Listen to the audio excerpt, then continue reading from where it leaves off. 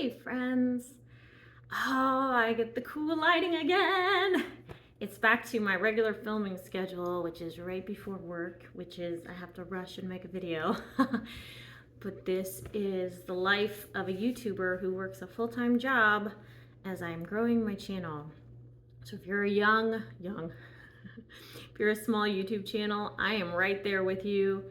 And I know it's a lot of work, and we put in a lot of time and a lot of hours and a lot of dedication, and we don't get paid at the moment, right? It's just to impart your wisdom and in hopes that maybe one day that the channel will take off as it should. So today's message is about the dichotomy of light and dark. So it's actually pretty cool that I've got these squares of light on me, and then it's going to continually transform as the sun moves through the trees. I think it's just so artistic. I love that. I love playing with light.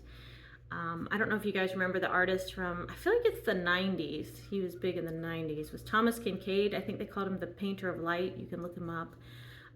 But he played with that idea of light in all of his paintings, and they were very beautiful. I just remember being a kid and going to the shopping mall and with my family, and I used to think they were just such beautiful paintings. So it was probably the 90s is what I'm thinking. And I can't decide if I want curl down or curl up. Yeah, so I know that's small potatoes. It's not a big deal, but again, I'm an ENFJ. I say it a million times. I'm an ENFJ jumper. I have extroverted sensing second since I'm a jumper. So this stuff is muy importante para mí. Very important for me. I think I said that right? If you speak Spanish, let me know. I'm working on beefing up my Spanish because I'm a teacher, and I have a lot of kids that only speak Spanish. So, and I know un poquito. So you gotta learn more so I can help them. Light and dark. So something I've noticed, and I know it took me 2 minutes to get to this point, 2.5 minutes. Eventually, if this video gets popular, I can see someone in the comments going, message starts at 2:32. But for now, I'm such a small channel, I can kind of goof around like this. Is nice. Maybe I'll always be able to. I hope so. I hope I can always just be myself. I don't want to be anything else. Light versus dark. Good versus evil, timeless tale of two foes, right? I've noticed, and I want to see if you did too. Well, do and did. Maybe past and present, maybe, oh, now the lighting's cool over here. Whoa. That there is a major chasm between light and dark like never before. I think, let's just call a spade a spade. We are living in a very dark world. It's obvious. And the darkness, to me, is just getting darker, and it's getting exposed. You can even see it in the media. And I don't like to keep up with that stuff, but sometimes it's just thrown in your face. I think a teacher was the one that mentioned to me all these Hollywood scandals that are happening right now, and I was like, really? So I had to Google it. And sure enough, people are getting exposed right, left, and center. Idols that people thought were just so amazing and held them on this pedestal are toppling down, and people are like, oh yes, they are humans. That's why you can't put anyone on a pedestal, no matter how amazing they may seem. I know it's easier said than done, because I tend to idolize people I think are super talented, and I love their work, whether it be musician, a band, artist of some sort, because I'm a creative, so I love all that stuff. But it's nice to be reminded that they are foible, they're imperfect, and we don't want to worship just mere humans, right? Because they're just like us. We're all the same, flesh and blood at the end of the day. So I say all that to say, it's really becoming apparent, the darkness and who's on the side of darkness. And as that's happening, I'm noticing that the light is getting even brighter. Have you noticed that?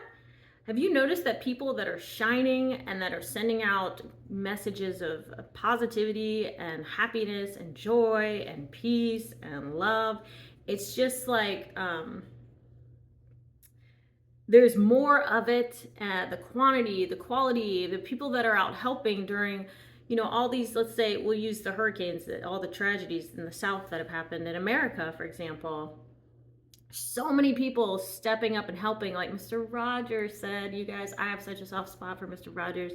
If this channel could be anything, I would hope that it's that I am the modern day female Mr. Rogers for adults. That's really my goal for the channel, is to spread a lot of love, but for adults, because heck, we need it too, because we're just children and adult bodies at the end of the day. So that's beside the point. So Mr. Rogers said, look for the helpers when times are dark and you're going through tragedy. And I am seeing them, and it is a beautiful thing. So I asked my brother, who watches my channel, hi bro, who I believe, let's type him, he's an ENTP. I thought he was an ISTP for the longest time, only to realize I'm pretty sure he's an ENTP. Sometimes I wonder if he's an INTP, but I think he's an ENTP. So bro, you've been typed. Boom. Do with that what you will. And so I love him. He's awesome. So I gotta give him a shout out to my brother.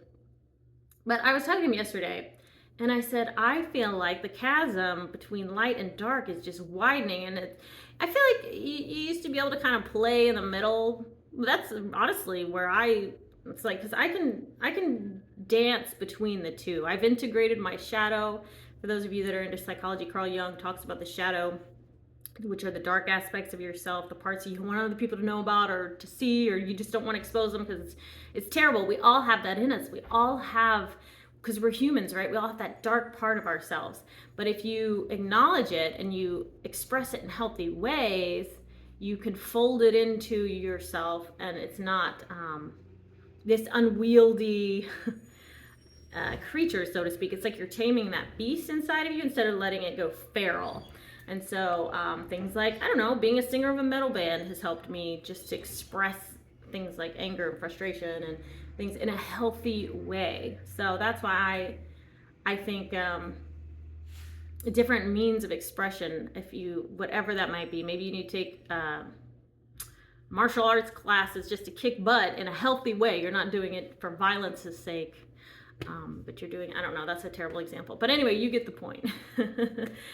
So I can go into dark spaces, and I can be around the darkness, and for the most part, it doesn't terrify me, as weird as that sounds. Like, I can bring the light to those spaces, and I'm aware that's what I'm doing, and that's my mission.